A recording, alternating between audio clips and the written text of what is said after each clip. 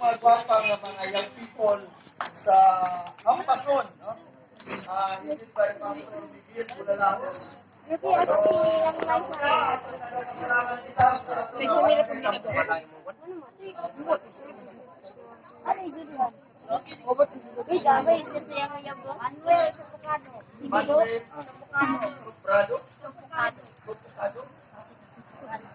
ang magtahod sa ating barangay captain sa mga barangay opisyalis o sa tanan ng mga niya karon na nagpatiringog sa among tingog. So, niyami, diri sa inyong sityo sa Tabuco, Ibiutan, Misamis Oriental.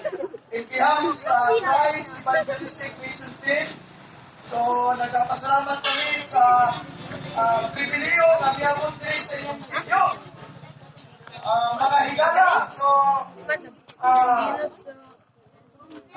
ang atong mission sa Christ Evangelistic Mission, atong din ginawa, hindi lang sa usang kadami, apan sa nagkalalain ng mga barangay, nagkalalain ng mga syudad, nagkalalain ng mga sityo, o regardless sa atong mga denomination, walang pinagmater ang mga kisunan, ang among maabot din sa mga lugar, aron region ng Michelle sa panalangin sa Ginoo. Amen! Ang tawag sa tanan na maka-encourage sa natong tanan na makapadayon kita sa pagsalit sa Diyos. Labi na karong mga panahon sa pandemya, dili-kalikayan dagang mga tao na nagkakaduol o nagkabalaka, apan niya meron na makadasig kanimo na ang Diyos na ay katuyuan, ang Diyos na higugma kanimo.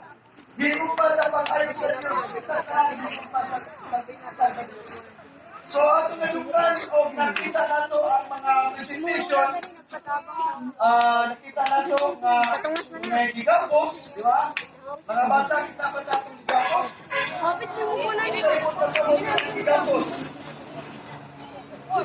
Kung gigapos kali ka, saan ay may tabo? Hindi na kakatiyok, no? No? Pag napusun ka, kakatiyok. Asa yung mga mama? Nay, mama? Wala? Ignay yung mama o ha? Sa atong iskutan karon, ha? Okay ba? O, yung sirat si mama niya, wala pa nakaano. So, usmon ko, ang Christ Evangelistic Mission, nagkalalay dapat na atong gatuan makaigsunan aron sa pagkandak aning feeding makaigsunan. Last month, dito sa bukid sa Dalipuga, no? Dito sa Bulalang. Bulalang. So, salamat sa Ginoo nga miabot midri sa inyong sityo. Nalipay ba ang taga-dili? Nga miabot midri sa inyong sityo? So, well, tugutin ni makaigsunan nga magpaawit ka ninyo sa gugma sa Diyos. Now, sa Bible makaigsunan, diskutan, sa Roma 3:23, ang tanan nakasala. Hello, song. Ang tanan nakasala o kahilayo kita sa Diyos. Now, sa presentation na ito nakita, doon ay mga gigapos dito. No? Tungod kay ang tao nagapos sa sala. O sa diyang ang tao magapos sa sala, makaigsunan, ang tendency nga, dili nakakabuhat sa kabuton sa Diyos. Kaya ginapos man ka, kunya ang lisod niya, kaya ang nagapos mo, ang yawa. Now, mamatala ko ninyo. Kung sa kahay, gigapos sa yawa sa tao karong panahon na. Nakakita na ba mong tao nga na-rehab? O na-priso tungkol pa sa mga butang na nakuha? Makaigsunan, muli nga panahon karon nga magtagad kita sa dako kay kupa sa Diyos sa Ebanghelyo. Tungkol kay sultihan bitaw, walay laing magkaputol sa mga hikot, sa kapos, sa yawa, sa itong kinabuhi. Maulamang si Ginoong Jesucristo. Dito mo matay kang Isus. Nami, dili sa ngalan sa mundo niyo, kay kami tanan, nagkailahi ang simbahan.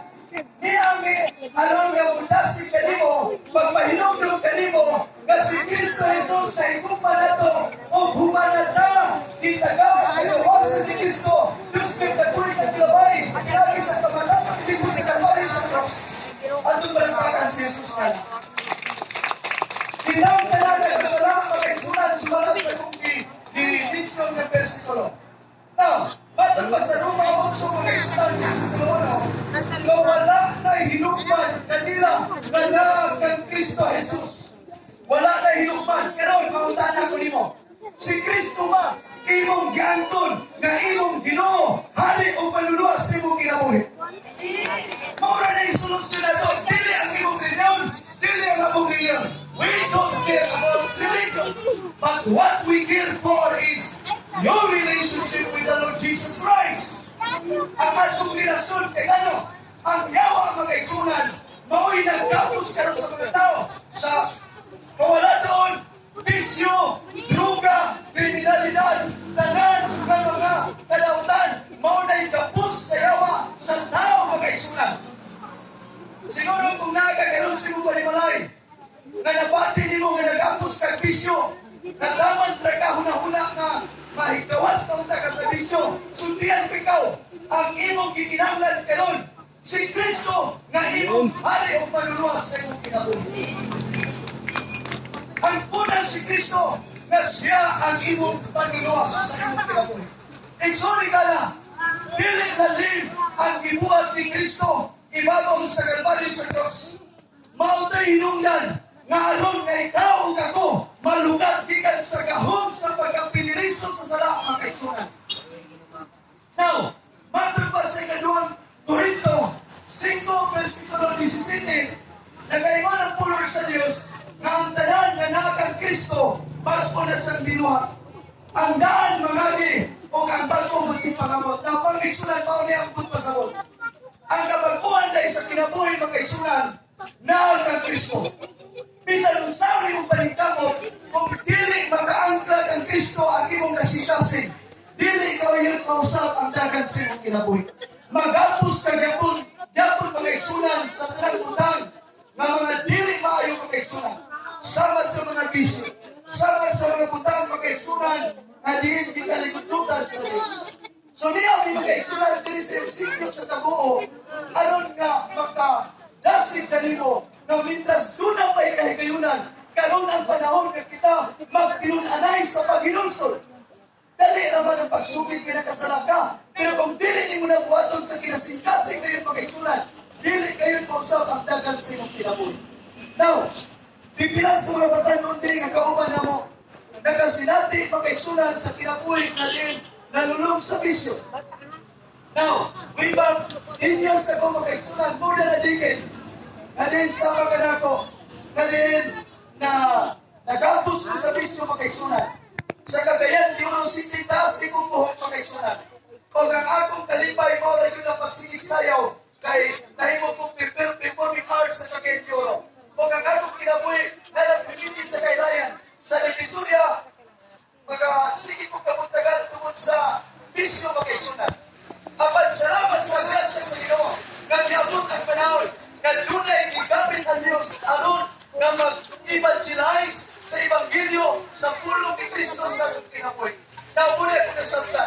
Nganong amo kaya po ni Biguag sama ini mga kaigsunan tungkol kayo usani sa pamaagi nga din ikaw ug ako magadungog sa Ebanghelyo tungkol kayo ang Ebanghelyo ang pulong ni Kristo mga kaigsunan kansang gahom sa Dios nga din makahatag natong kagawasan gikan sa tanang tunglo sa sala. Gikan sa tanang tunglo sa bisyo. Sa tanang tunglo sa kawalan, tanang tunglo sa pagkadautan. Kinabuhi magkaigsunan kung wala'y kalinaw. Kinabuhi ang puros kagubot. Nagsoon si Kristo ang atong kikinanglan karong panahon na. Dagang mga tao magkaigsunan na nagsigi kaduol karong panahon na tungkol sa pandemic. Tungkol sa krisis baka apan magkaigsunan sultihan ko ikaw. Galing ang Diyos tunay mga minsay inintanan. Usa di ka wake up call sa Diyos sa tibuok kalibutan. Tungkol kay dagang tao karong panahon na nalimot na sa pagtawag sa ngalan sa Ginoo. Nalimot na pagpasalamat sa matag-adlaw. Pagmata nimo, magpasalamat ka kay buhit pa ka. Matag-adlaw, magpasalamat ka kay nagkakaon ka kag mga maayong pagkaon. Magpasalamat ka kay napakay kusog. Igsoon ka lang, sultihan ko ikaw. Kaya ang plano sa Diyos, dili lamang tama nini nga kalibutan. Dunay plano sa Diyos nga kinabuhi, nga walay katapusan. Amen! Nanandoy ba ikaw kinabuhi nga walay katapusan? Ang atong kinabuhi magkatunan, limitado lamang hining ibabaw sa yuta. Limitado lamang kita. Usa kasultihan ko ikaw, humana, gibuhat ni Kristo ang sulbad sa atong mga problema. Ang iyang kamatayon dito ibabaw sa Kalbaryo sa cross mga igsunan. Mao'y sulbad sa imong kapasayloan. Mangutanan ko kanimo. Nagsukit na ba ikaw na matinanon sa imong sala sa Diyos? O sa diyan na nagsukit ikaw, misal ka sa Diyos, alin magkinabuhi na kang matarong Kristo. O labaw sa tanan, magpasa ka sa pulong. Kaya ang pulong sa Diyos mo na'y himpit na giya sa imong kinabuhi. Matod pa ni David makaigsunan sa Salmo 119 verse 11. Mingon si David, I have hidden the word of God in my heart that I might not sin against God. So meaning makaigsunan, aron nga itong kinabuhi may mong sakto niya tubangan sa Diyos. Ang pulong sa Diyos may atong ikinangan. Tungkol kaya ang pulong sa Diyos may muhatag o pagkamatarong sa tao. Amen! Pag-alagin ka niya, iyang pag-isagdawon o mag-ikuman ka niya sa wala kay katapusan. Igsoon sultihan ikaw, kitang tanan hukman sa Diyos. Kitang tanan. Ika-2 Corintios 5 versikulo 10 na gayon, na ang tanan mo at tupang kayon sa hukmanan ni Kristo. O silang tanan pagahukman, sumala sa ilang binuhatan, dili sa yuta, maayo ba o dautan? Pangutanan ko nimo, kumusta ang imong kinabuhi? Naa ba kay kahadlok sa Diyos karong panahon na? Naa ba kay relasyon sa Diyos? Igsoon ikala, nasigon ko ikaw, nagikan karong orasa, ihalag ni mo imong lawas sa Diyos. Ihalag ni mo imong kalag. Ihalag ni mo ang imong spirito sa Diyos. Karon ang panahon magkaigsunan, na diin kita magtagat kita sa Ebanghelyo ni Kristo. Unsa ingon ni Pablo magkaigsunan sa Roma, Kapitulo 1, versikulo 16. Mingon si Pablo, dili ko gayon ikaulaw ang Ebanghelyo sa Diyos, tungod kay mao kini ang gahom sa kaluwasan kanila nga mutuo kaniya. Sa mga pagano ba o sa mga Hudyo ba? Igsoon ang kaluwasan sa Diyos, walay gipili. Amen. Ino niyo yung mama. Ma, itinanglan di ay ni muduol sa Ginoo. Amen. Pag alam mo kung sa pagduol sa Ginoo, sa bata, ang mga ginikanan, dapat dadun nila ilang anak sa simbahan. Amen ba? Si Jesus ningon, ipaduol na ni kanako ang mga bata, kaya ako silang panananginan.